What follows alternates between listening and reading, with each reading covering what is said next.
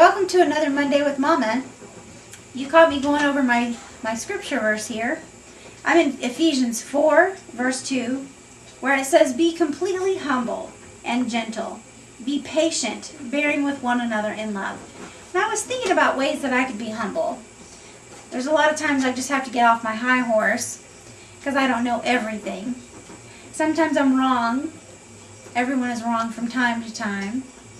And even when we're right, we can still be humble in the fact that we don't want to rub it in people's faces and make a big to-do about how right we were. And gentle. Gentle and humble kind of go hand in hand. I think if we have a humble spirit, a humble attitude, then we naturally adapt a gentleness to us as well.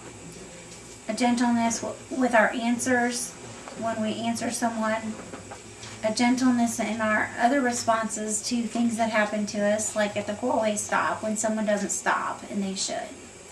You know, our gentleness in all the things that we say and do. And it says, be patient, bearing with one another in love.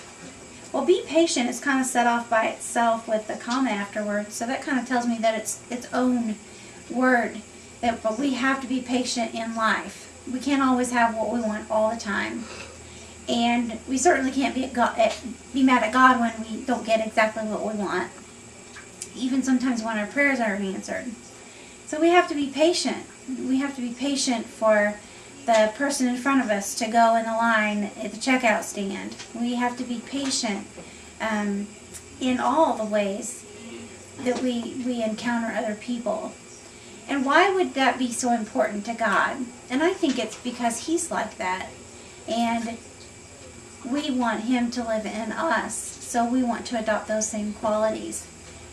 And by being patient, we adapt stronger qualities in ourselves that help us in life. And if we bear with one another in love, it just makes the world a better place, don't you think? If we can bear with one another and listen to someone who is voting for the opposing candidate, then we can be bearing with one another in love in all kinds of things. It's really easy to put up with someone that we like, that we have a lot of things in common with, that we share the same ideas and the same upbringing or the same philosophies of life. But I find it really hard when someone doesn't agree, when someone is totally at the opposite pole of their opinions versus mine. And that's when we have to bear with one another. Some people are just irritating. I'm sure you know what I'm talking about. You know, there's certain things, characteristics, certain habits that people have that are very irritating. One thing that just sets us off, that makes us just, tie our muscles up in knots almost, because that is so annoying. And that's one of those things we have to bear with one another in love. In love, meaning that love should override that anger, or love should override that bristling, that we sometimes just have to put up with one another and all our little idiosyncrasies.